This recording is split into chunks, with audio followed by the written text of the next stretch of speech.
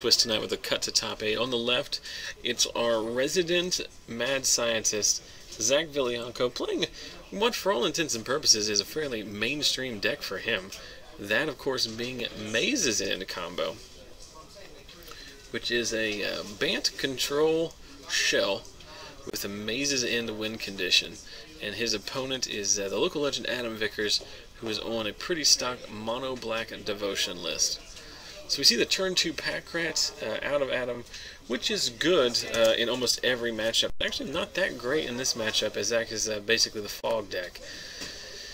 A turn 2 Thoughtseize is going to reveal a fog, a riot control, and I don't know what that blue card is. I think it's Aetherize, and that's what Adam's going to pitch away. So Aetherize, effectively another fog, bouncing all attacking creatures. So that's the card that's going to be most devastating against Adam's current game plan.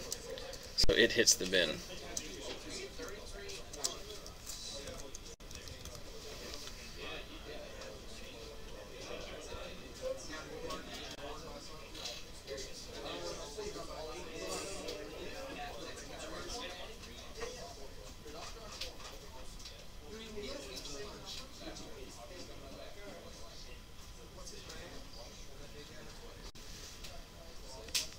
Guys, I'm going to apologize in advance. It looks like my camera is acting up.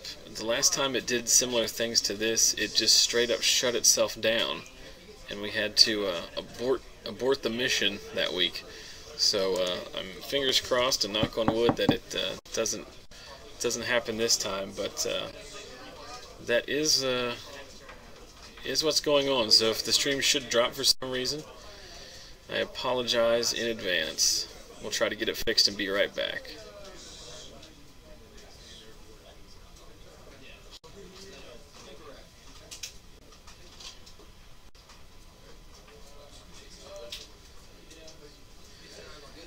So I'm just going to go ahead and activate one of his pack rat sets at end of turn, discarding a Freakus Cure, which is basically useless at this point.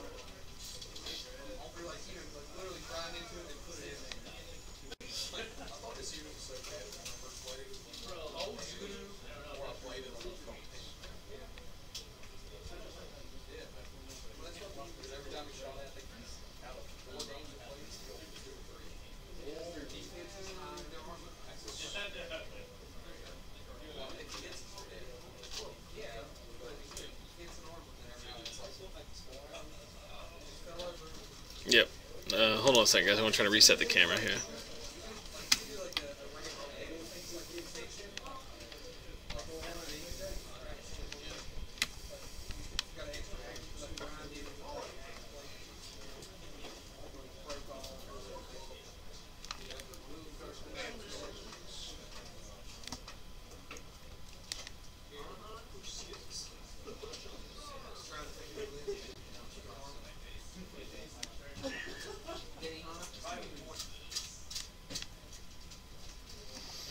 Okay guys, so I apologize for the technical difficulties there. I don't know what's going on with my camera, but hopefully it subsides there as we manually shut it down and repowered it up here. So fingers crossed there. Apologize for the jumpiness. Meanwhile, we join the game back. Still no damage. We've seen a Druid's Deliverance and a Fog keep Zach's life total in reasonable shape here. Facing down 2 pack rats and 2 pack rat tokens. Of course, those pack rat tokens represented by the famous Adam Vickers token. So Adam draws and then sends in with the team.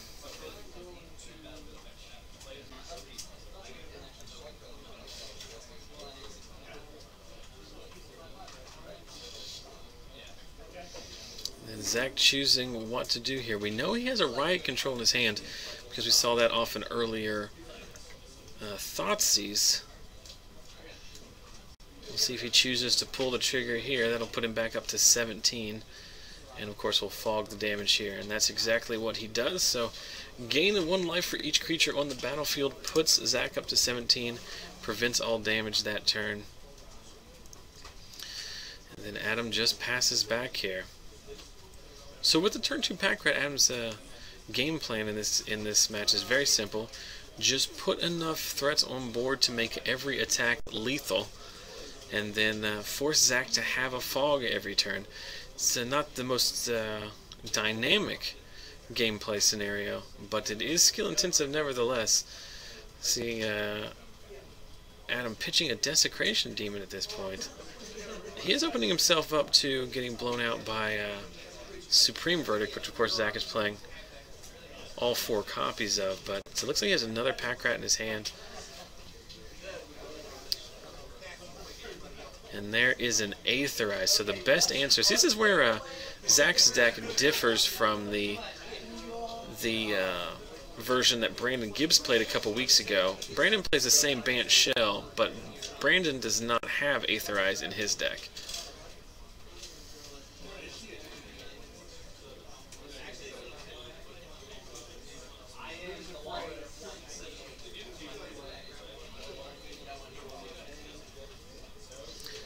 So Zach may have stabilized here, but Zach is also far off of a win.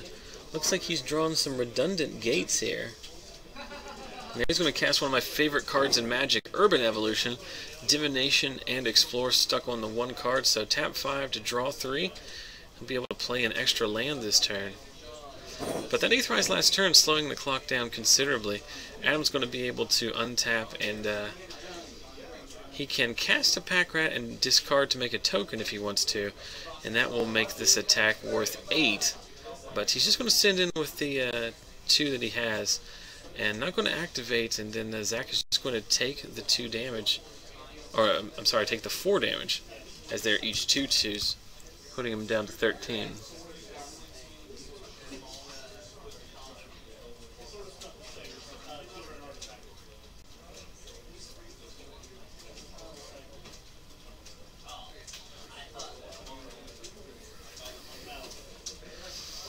Then Adam's going all in here.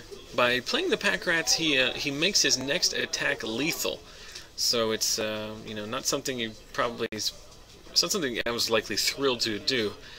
Overextend into what's likely another Aetherize or Supreme Verdict, but you have to force Zach's deck to have a fog every turn. Giving him extra draw steps is only going to be poor for you in the long run. I have no idea what that is. And there's a Gate Creeper Vine, which will tutor for a Guild Gate. Is that Into the Wild?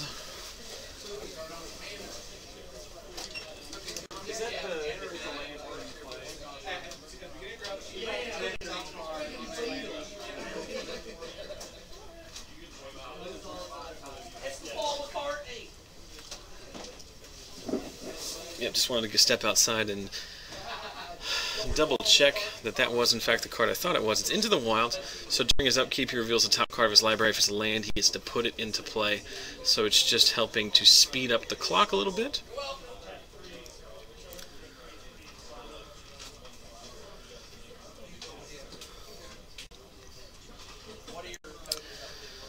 So Adam's serving in now with 16 power worth of rats.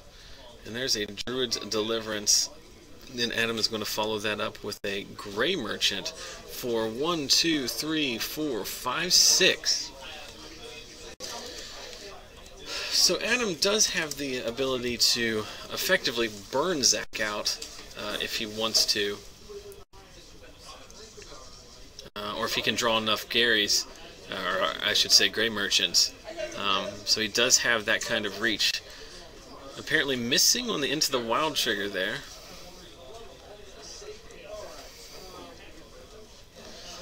And because of where Zach's deck sits on the camera, did not get to see what that card was, but obviously not a land. Otherwise he would have slipped that into play.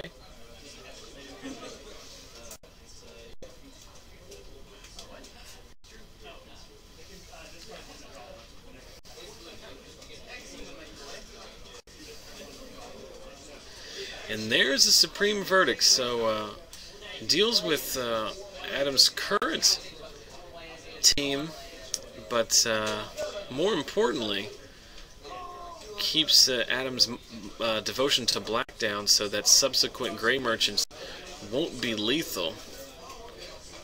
There's the underworld connections on one of his swamps, and then the pack rat that we knew was in Adam's hand. So Adam has played, he has drawn all 4 of his pack rats in this game. Into the wild trigger is the Azorius Guild Gate.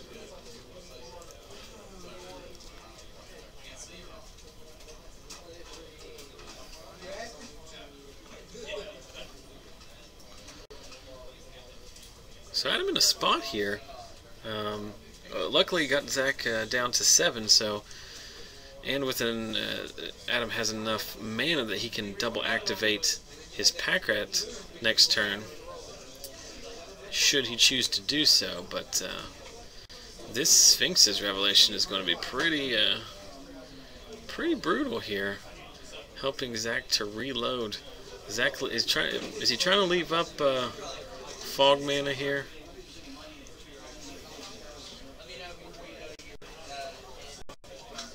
So it looks like it's for 6 here, so it'll put Zach back up to 13, which should effectively add 2 turns to the clock here. But more importantly, potentially refill his hand with more fog effects. So he just passes back. Vickers with a pack rat in play and an underworld connections online.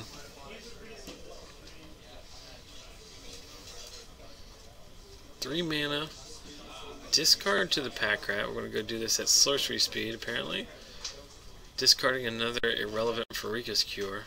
I guess the Freakus Cure is not wholly irrelevant because Zach does play Gatecreeper Vines, but it's mostly irrelevant. And he serves in for 2 and just passes back. Zach revealing a Selesnya Guild Gate off of Into the Wilds. So getting some value here off this this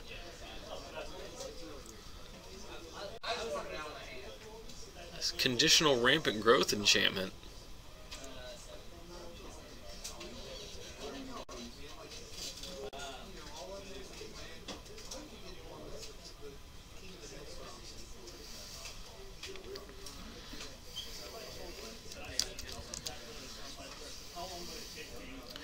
And there's another Gatecreeper Vine. It's difficult for me to count here, but it looks like 1, 2, 3, 4, 5, 6, 7, 8.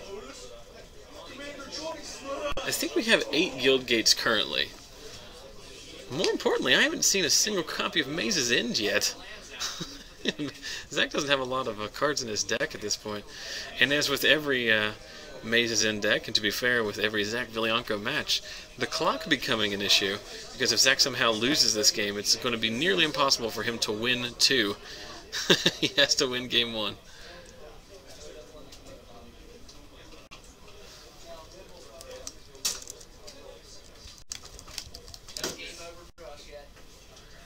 And in return, Adam is going to feed his pack rat with another card.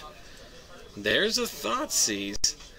Now I'm trying to think. You can effectively fog here. Most all of the fogs, if I recall correctly, other than Aetherize, are going to be conditional until end of turn. So he'll still be able to fog even if it isn't in combat.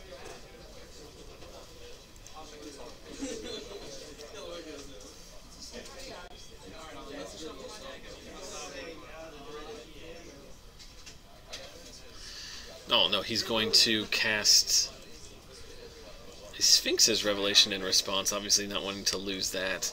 And now he's going to reveal a hand that has 3 Supreme Verdicts in it. There's another Aetherize, probably the best. Well, there's really no way that Adam's going to win this game at this point. 3 copies of Verdict, just tons of fogs there.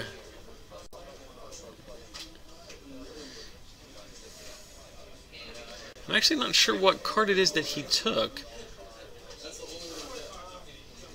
Serving in for 9, and Zach's just going to take it. Doesn't feel the need to. I think he just punted there, didn't he? You attack in for 9, you can block 3 of it to put you up at 10, and then your devotion would be 1, 2, 3, 4, 5, 6, 7. So he would live at 3 there. So Zach, living a little bit dangerously, think he didn't need to put himself in that position. Zach, of course, a full-time law student. Hasn't played Magic at FNM, I think, in 6 months, so maybe a little bit of ring rust, so we will afford him that. But it looked like he had that one in the bag, so it'll be interesting to go back.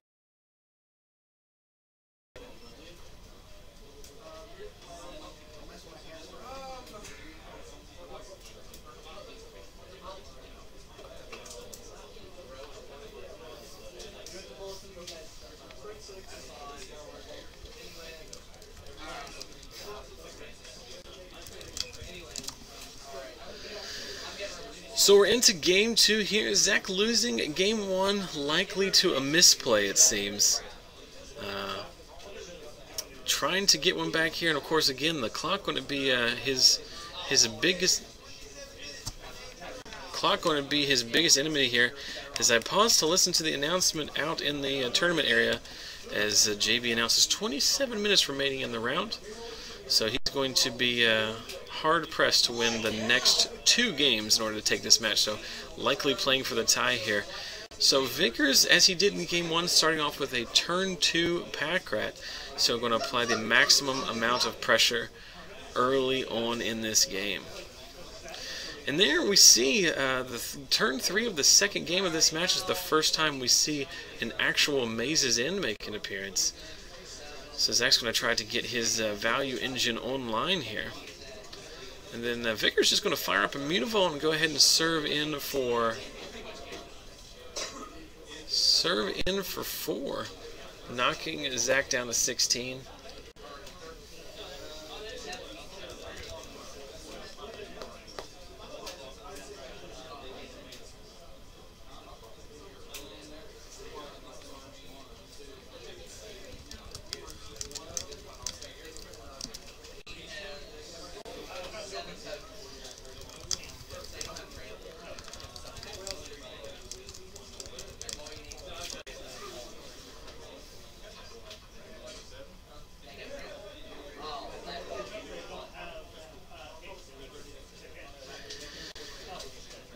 So Adam's serving in again here with his pack rat, making a token this time. And while Zach continues to try and piece together his own endgame.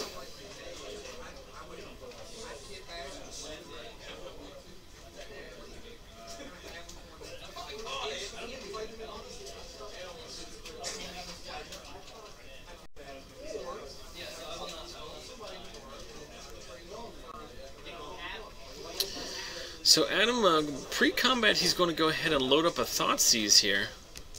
And it looks like Zach has a response.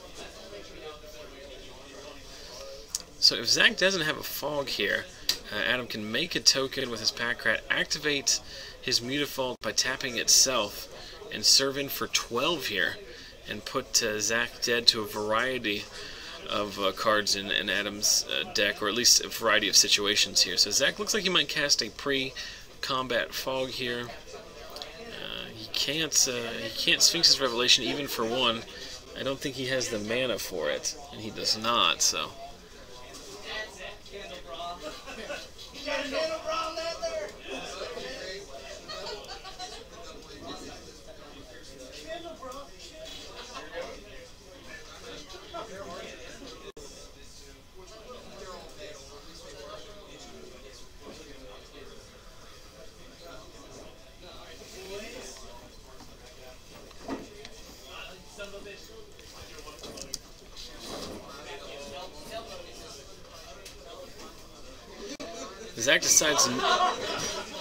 Zach decides not to do anything. Just reveals his hand there. So probably should have cast that Fog, I would think, because he's going to eat a lot of damage here. So it looks like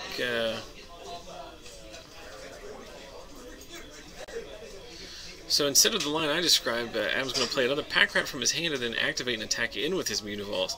So that's going to be the same 12 damage. So Zach down to 1 or 10 damage? Yeah, because the Mutavault's not pumped, I apologize. So that is going to be 10 damage, puts Zach down to 3 here. He's going to activate his Maze's End at end of turn here.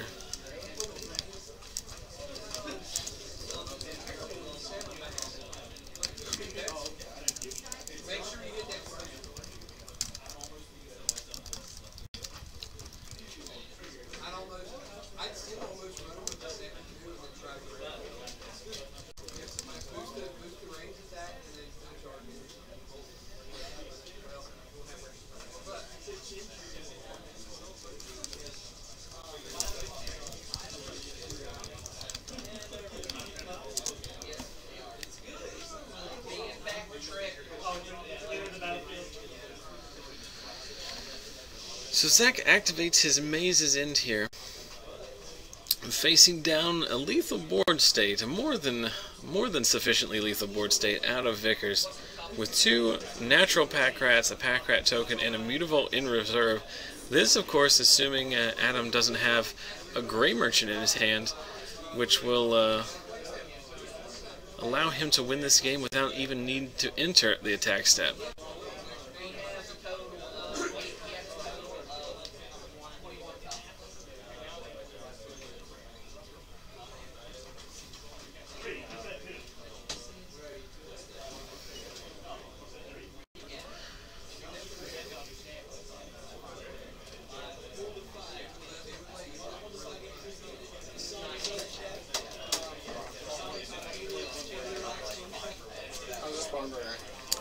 Well, Zach punted in game 1, and he's going to get, looks like he's going to get murdered here in game 2. He's legitimately just dead here. He needs, he's tapping out for an urban evolution. Did he not bounce his Maze's End at the end of turn?